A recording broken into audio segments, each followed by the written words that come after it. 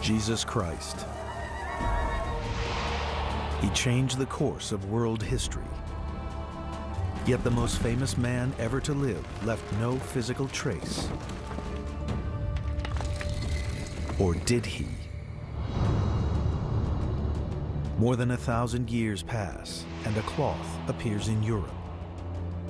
On its surface, the image of a man showing the same traumas Jesus endured during his crucifixion. The Shroud of Turin.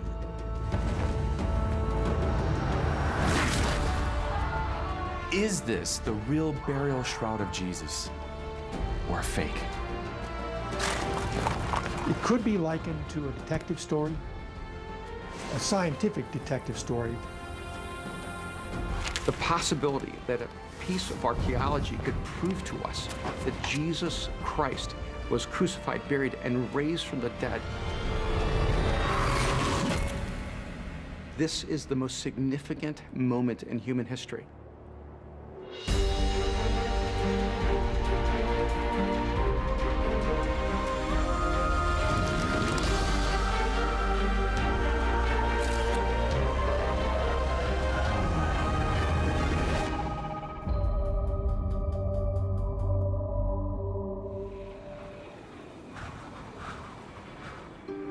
Turin, northern Italy.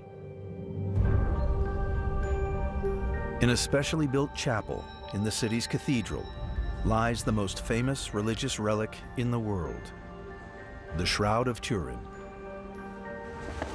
The cloth that many believe wrapped the body of Jesus of Nazareth nearly 2,000 years ago.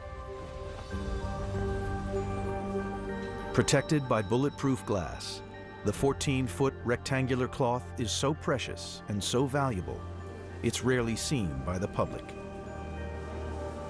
The last time that the Turin Shroud was displayed was in 2010. More than 2 million visitors were drawn to see it. The Shroud's a fascinating object because it tells the story of Jesus' passion in one object. For believers, it's much more than a relic.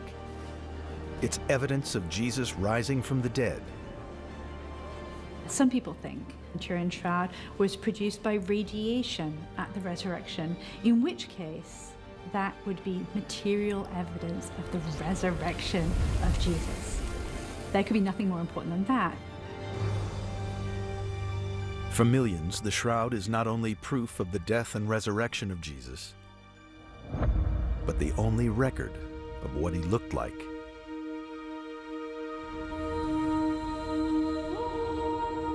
There are no physical descriptions of Jesus in the gospel. None. We don't know what he looked like. We don't know how tall he was. We don't know what the set of his eyes was. But he had a face. He was a real person. It fulfills almost a temptation to fixate on the face of Christ, to fulfill that idea of the true likeness. What did the Son of God look like?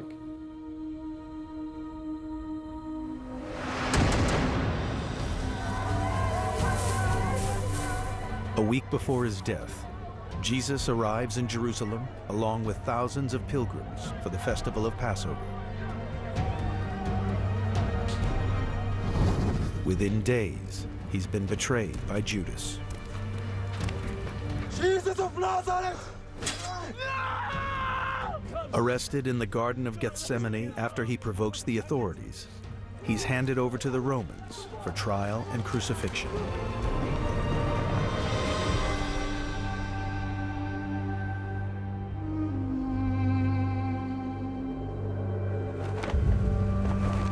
It's here that the story of the shroud begins.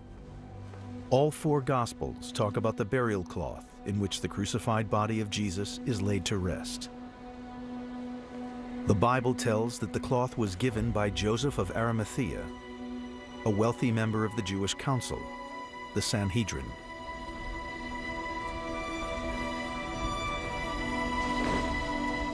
The Gospels describe Joseph of Arimathea as being a sympathizer with the Jesus movement. He's fascinated by Jesus, so fascinated that even after the crucifixion, he wants to make sure that the right thing is done, that Jesus gets the right burial. Everyone who encounters Jesus in the Gospels is in some way transformed. They're either healed or they want to follow him. And so simply meeting Jesus, even for one time, was life-changing, and that probably changed Joseph's life. But first, Joseph needs permission to take Jesus down from the cross. And you think that this is acceptable? He goes to see the Roman procurator of Judea, Pontius Pilate, to ask for the body. Get out! Pontius Pilate is a central figure in the story of the Passion because only he, as the Roman procurator in Judea, had the power to pronounce a death sentence. And so it was he who ultimately is responsible for Jesus' crucifixion and death. You've come for me, Rabbi? Pilate is famously anti-Semitic. He doesn't like Jews. He doesn't like being in Judea. Jesus of Nazareth, come to ask for his body. We have to wonder what Joseph is thinking. He's taking quite a risk. He's going to Pilate and he's asking for the body of a convicted criminal, a criminal who's guilty of political sedition. I have a tomb. Somewhere secure, somewhere we can prepare his body. So by going to Pilate and asking for this rather personal favor, it's almost as if he might be guilty himself. You can imagine it being a very tense meeting between the two men.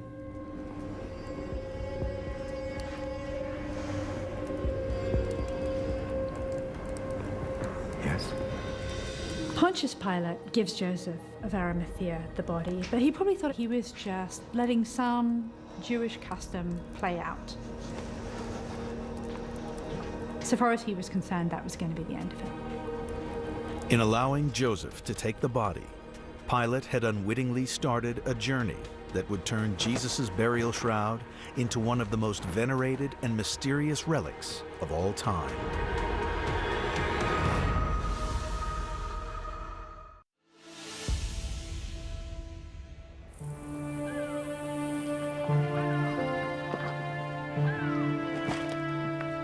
Good Friday. The Romans leave Jesus' dead body hanging on the cross.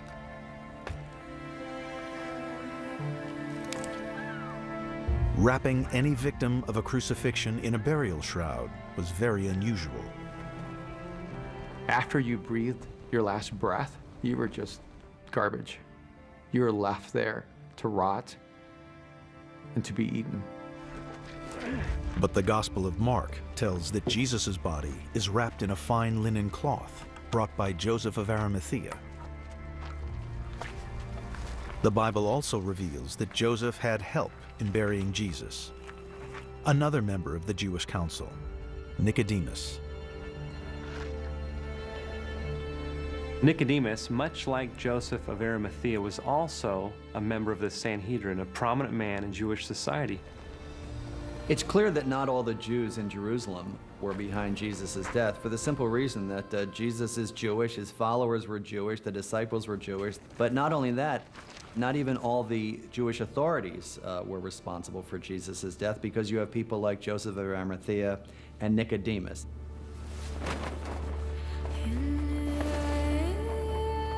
The body is taken to Joseph's tomb and prepared for burial. Where Nicodemus is willing to get involved is in the burial.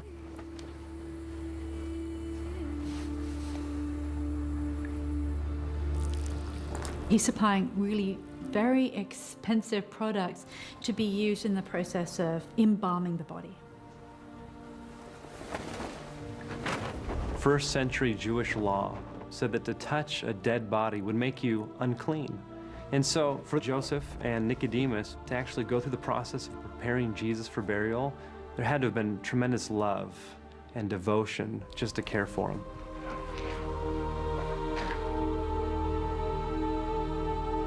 A rock is rolled across the entrance to seal the tomb shut.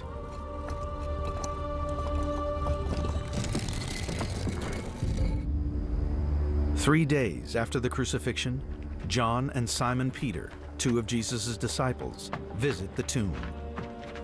They find it empty. According to John's Gospel, then Simon Peter came and went into the tomb. He saw the linen wrappings lying there.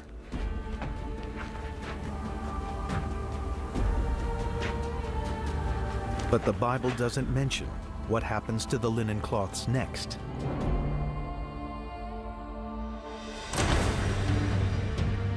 More than 1,300 years later, a shroud showing the crucified body of Jesus appeared from out of nowhere in a small village in northeastern France. When it was moved to Turin, 40,000 people were there to welcome it. And then centuries later, in 1898, it became a global phenomenon when Italian Secondo Pia took the world's first photograph of the shroud. All of a sudden, a negative image of the man of the shroud pops out at him. And it's like staring at the face of Jesus. It suddenly turns the shroud from an object of religious devotion to an icon of scientific obsession. If you prove that the Shroud of Turin is real, you're proving that Jesus Christ existed.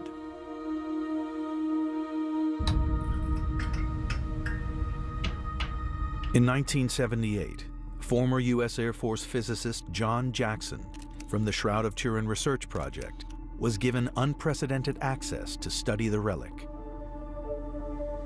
You see the image of a human man. We can see, for example, the head, crossed arms. In fact, you can even see elongated fingers. Leading a team of 40 scientists, Jackson set out to investigate the shroud, using tools at the forefront of science. We really didn't know what we were going to find. Was this going to be a painting? Was it going to be something else? Working around the clock for 5 days, the scientists reached conclusions that seemed to advance the authenticity of the shroud and deepen its mystery. The fibers themselves are all individually colored, so there's no evidence of something that you would expect, say, from a paint medium. We don't see that. It doesn't penetrate through the thickness of the cloth. It lies just on the very surface. The question is why? Why is that? Jackson and his team also wanted to investigate the dark marks that appeared to be bloodstains. So what we did is take microsamples from these bloodstain areas, which were then taken back to the United States for microchemical analyses. And the result was that these features are in fact blood.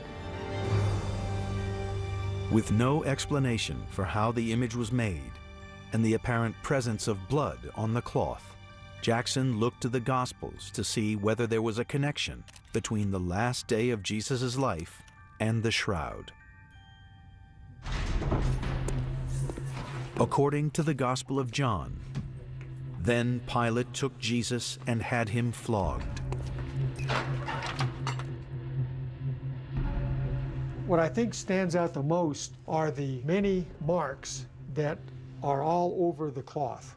To me, this looks like blood residues of a person who was whipped or scourged.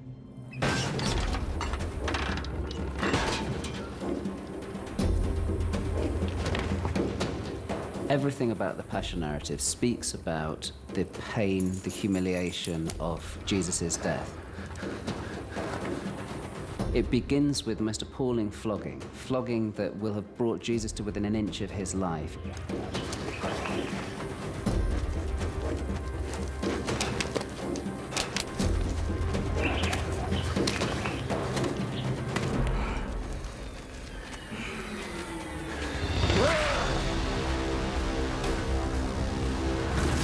It's a really appalling spectacle when you think about it.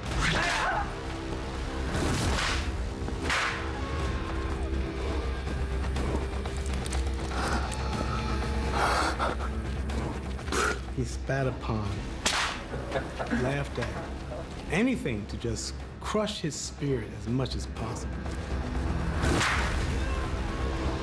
But the Shroud of Turin also bears witness to one of the most famous events of the crucifixion story.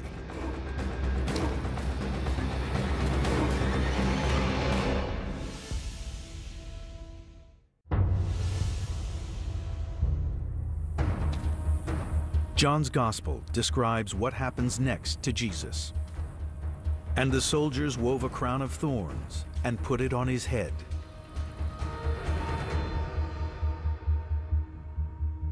For 40 years, John Jackson has been comparing the Shroud of Turin with descriptions of Jesus' death in the Bible.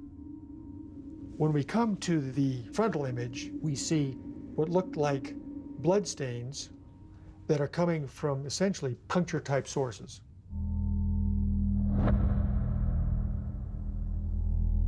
They correspond to what the Gospels tell us happened to Jesus, the crown of thorns.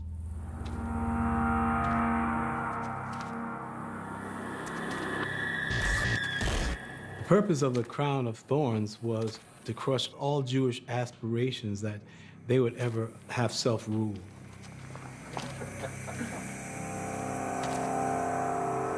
They press it into his head so that you see blood trickling down his face. I find that one of the most poignant parts of Jesus' life. To have anyone be mocked like that, it's very difficult to see. After the scourging and the crown of thorns, the next thing that the Gospels tell us happened to Jesus was that he was taken away to be crucified.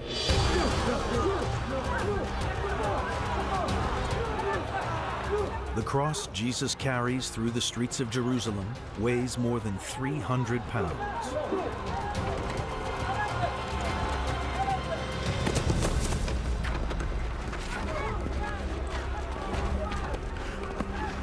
When Jesus is carrying the cross, there was a crowd that followed.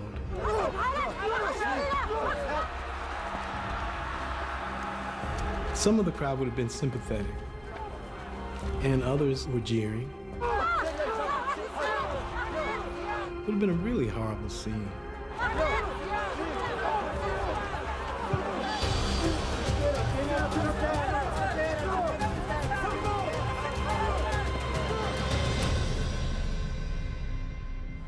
Evidence for Jesus' final journey, Jackson believes, can be seen on the shroud.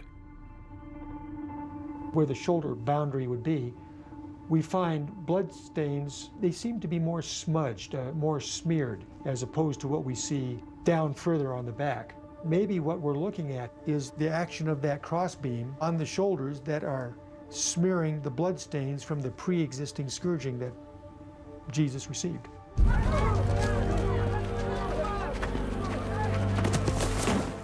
As he was pushed through the streets, it's believed that the weight of the cross became too much for Jesus to bear.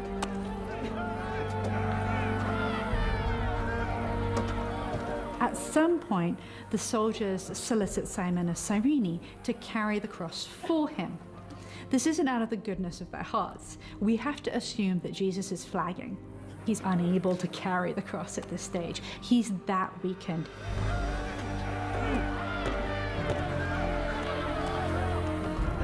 And this is why Simon of Cyrene is brought in to help him.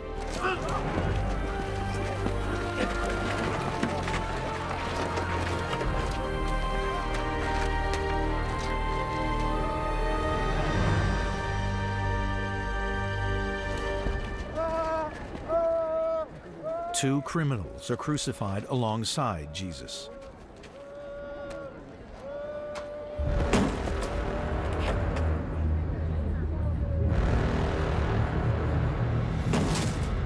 They throw him on the ground, they're talking to him as roughly as possible. And they're showing him he has no control at all. He has no protection. Father, forgive them. They do not know what they are doing. Every part of the crucifixion experience was meant to cause further agony, further humiliation, and more fear and horror among those watching.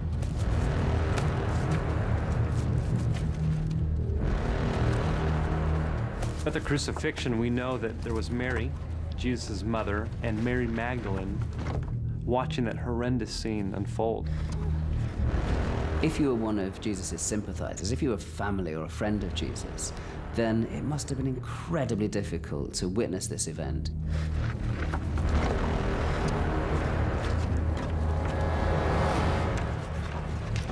And he sees this big spike, and they're holding his arm out, and he's straining to pull his hand away.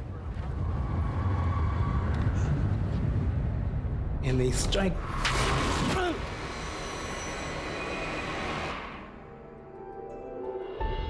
But at this point, the mystery of the shroud deepens. The marks on the cloth challenge everything we thought we knew about crucifixion. The wounds appear to be in the wrong place.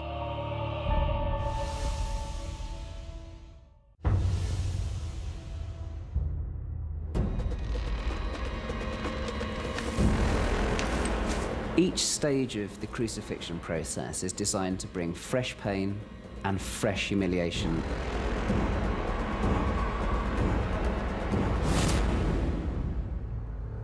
It's here the Shroud of Turin tells an unexpected story. For centuries, artistic tradition has shown nails going through the palms of Jesus' hands. The figure on the shroud appears to have been crucified through the wrists. Jackson believes the shroud is the historically accurate version. You want the person who's crucified to stay up on the cross until they die. There have been experiments performed on cadavers, both with the placement of the nail hypothetically in the palm and in the wrist. And these experiments have shown that the weight-bearing value always settles upon the wrist, like you see on the shroud, rather than the palm. The palm will just simply tear through.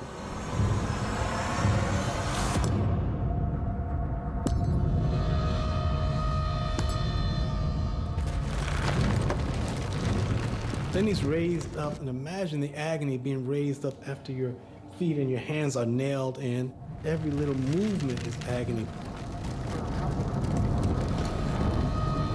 The cross was lifted up by ropes and then dropped into a hole to keep it from falling. Imagine what that's like.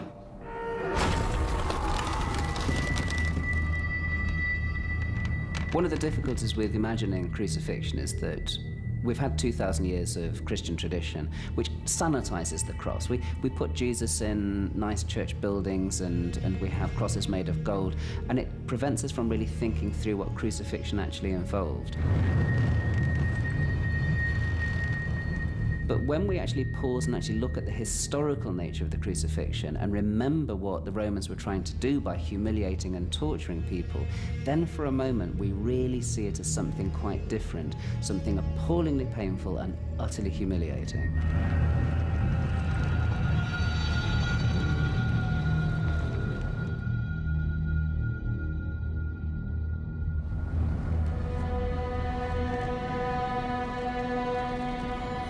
The weight of the body pulls on the arms, making breathing increasingly difficult.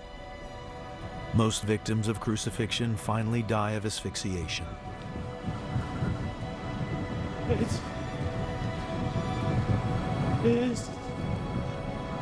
finished.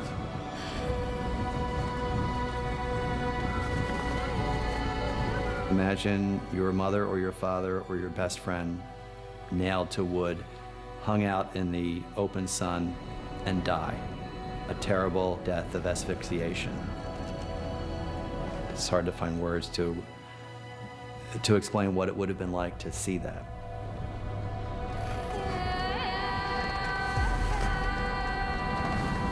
This had to be the darkest moment of their life.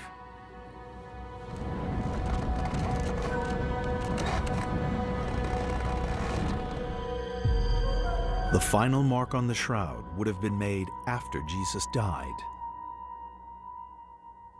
This blood mark is not part of a normal crucifixion. But in the case of Jesus, the Gospels tell us that it was delivered by a Roman soldier to ensure that he was dead so that his body could be released and taken down from the cross before Passover. In the Gospel of John, a soldier stabs Jesus' dead body in the side. Blood and water leak out. We see clear areas which some have hypothesized might be due to this fluid that's associated with the blood and water, as the Gospel says. The Shroud of Turin appears to be a silent witness to all the final sufferings of Jesus.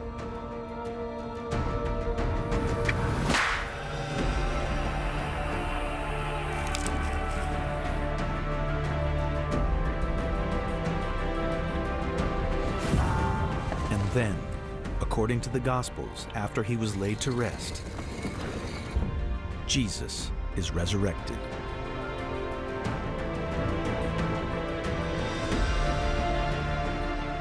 The only thing left behind in his tomb, the linen used to cover his body.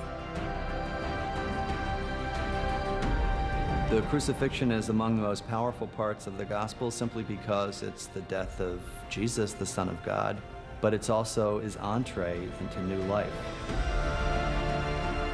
It is extraordinary to find an archaeological piece that is proof of his existence, of his death, and of his resurrection.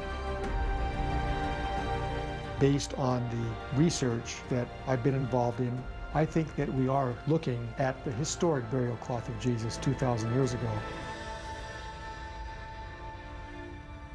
But there was one part of the investigation that Jackson had been unable to complete: an accurate dating of the material.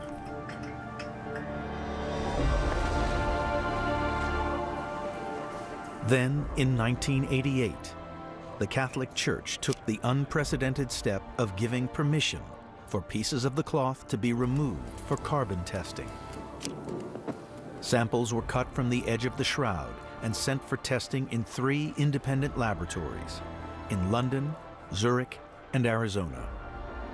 The possibility that a piece of archaeology could prove to us that Jesus Christ was crucified, buried, and raised from the dead, this is the most significant moment in human history.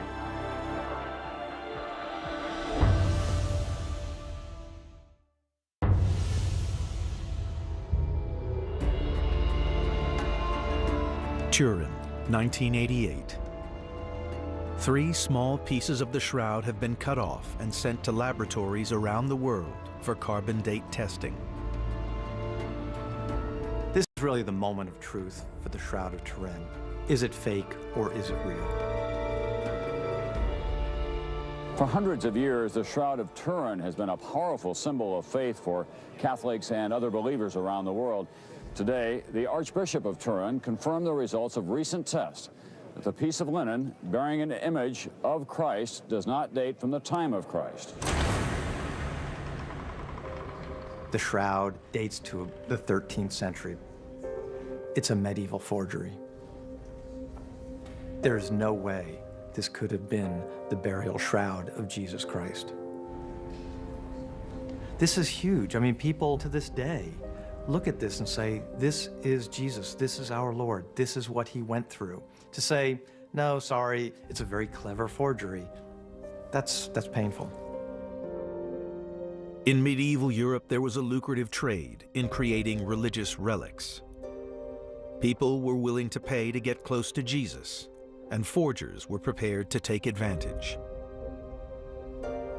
But despite being revealed as a fake, fascination with the shroud intensified. How did that image get on the shroud? Nobody could explain that. There's still all kinds of theories out there that we need to test.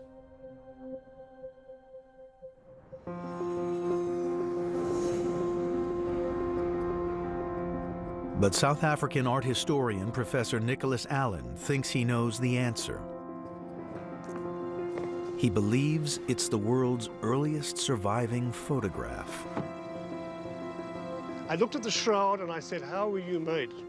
And the shroud tells us that it is acting like a negative photograph. I'm quite aware that that might sound like a crazy idea to think that somebody was able to make a photograph 600 years ago. But when I started to look at the technology that was available at that time, I realized they had everything already. From his study of art history, Alan knew that medieval artists already used an optical device called a camera obscura. Camera obscura works exactly like a human eye. What we have here is a box which is sealed. No light can enter into it except through this big hole over here. Like a human eye, there is a lens. Whatever is outside this box is focused through this lens and forms an image on the back wall of the camera, but it's inverted. In other words, it's upside down. The lens at the front of the camera ensures a sharp image is projected on the back wall.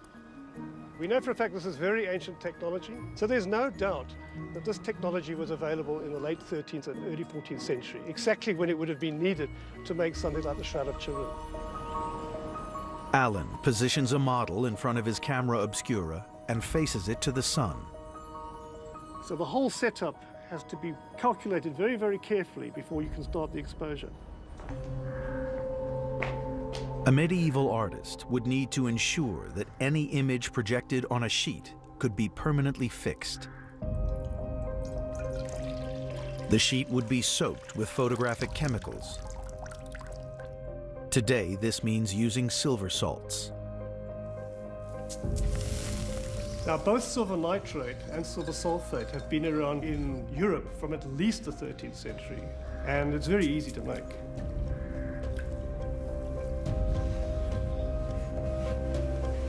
A sheet is soaked in silver sulfate solution.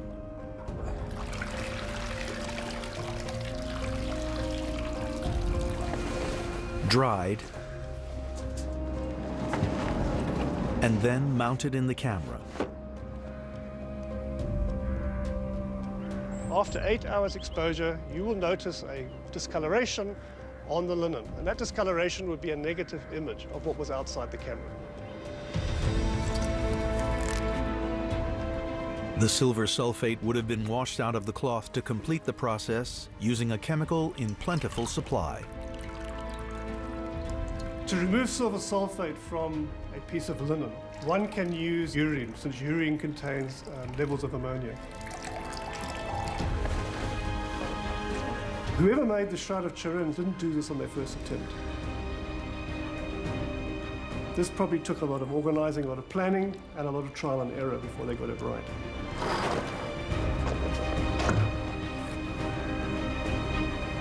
When the image is analyzed, Alan's method is shown to produce astonishing results.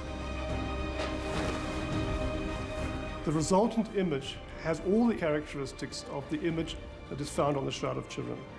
And those are that it is negative, there are no dyes, pigment stains, or powders. Here we have an image that has been produced after 3 days using the camera obscura.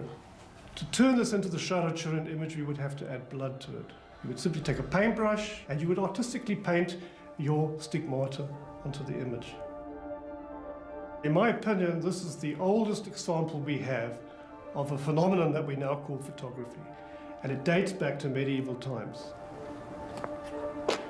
But Alan's work has divided opinion and left even more questions unanswered.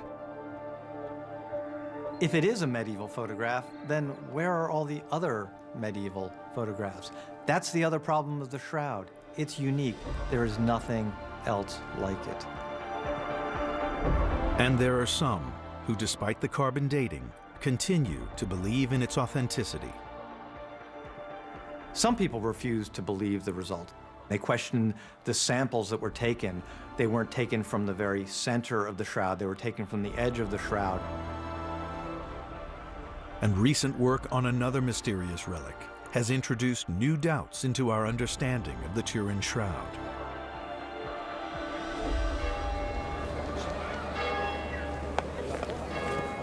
It's an artifact that may suggest the shroud is far older than claimed.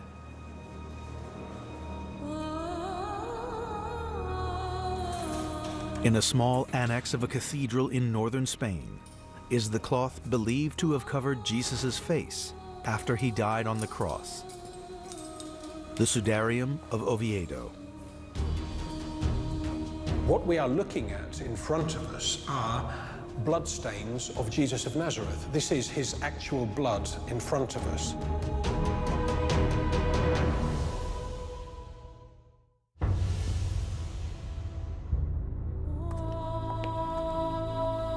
Mark Guskin and a team from the Spanish Center of Syndenology have been studying the Sudarium of Oviedo for over 25 years.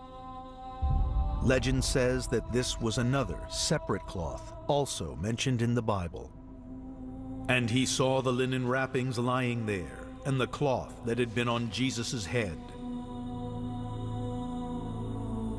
We've taken this cloth into the laboratory, analysed what the stains are made of, and most of them are 1 part blood and 6 parts pleural edema fluid, which is a liquid that collects in the lungs when somebody dies of asphyxiation.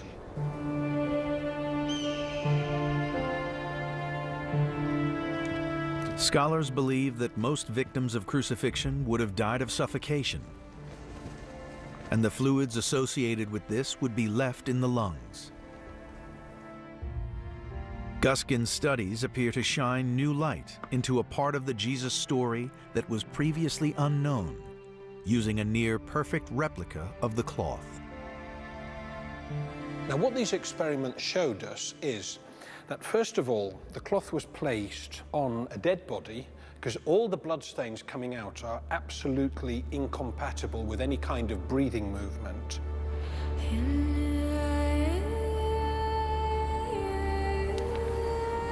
If Guskin is correct, then Joseph of Arimathea would have wrapped this cloth around Jesus' face while he was still on the cross.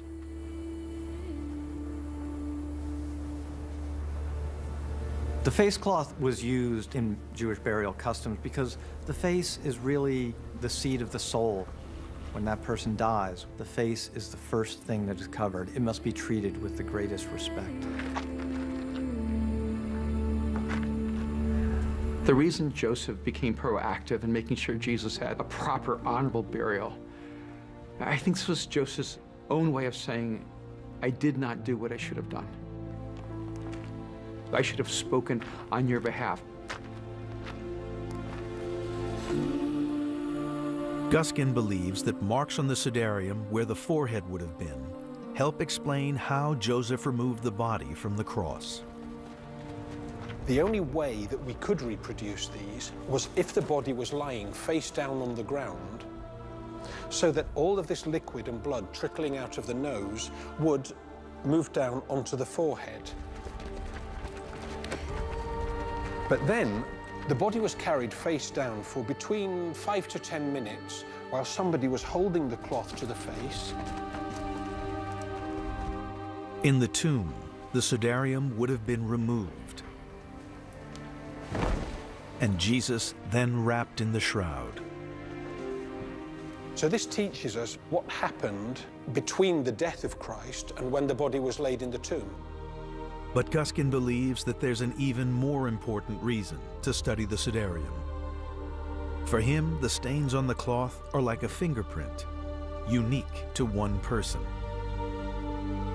If this cloth was wrapped round the head of another person who had maybe even suffered the same kind of torture and wounds, then the stains would have a different shape and a different format.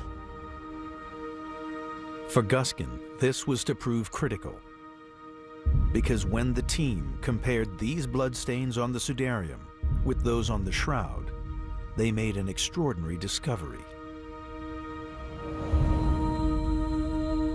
The bloodstains appeared to match. So we can conclude that the two cloths were used at the same time for the same event to cover the same body. Carbon testing of the cloth has not delivered any clear results, but the first written record of the relic tied it to Jerusalem just over 500 years after Jesus' death. For Guskin, these records suggest it is at least 700 years older than the Shroud. How could that be? Guskin believes the dating of the Shroud must be wrong. Now that is an incredible conclusion because they could only have coincided in Jerusalem sometime before the 5th century, which says an awful lot about the dating of the Shroud of Turin and how it does not date from the medieval times and is in fact a much earlier cloth. Despite decades of scientific scrutiny, for many, the mystery and power of the Shroud of Turin still remains. I do think it would be possible for the shroud that wrapped Jesus to survive until now. Clearly, it would have been an important artifact for the disciples and then for the early Christians, and so the notion that it would have been preserved makes total sense to me. My gut tells me that it's real. It doesn't seem likely to me that it's real, but the Turin Shroud focuses our attention on something unavoidable about the Jesus story, which is how much he suffers. Jesus may be glorious, enthroned in heaven, Lord of Lords, King of Kings, but this moment of suffering and pain is etched into the Turin Shroud. It's his most human moment. For many, the Shroud is also a poignant reminder of a man trying to do the right thing.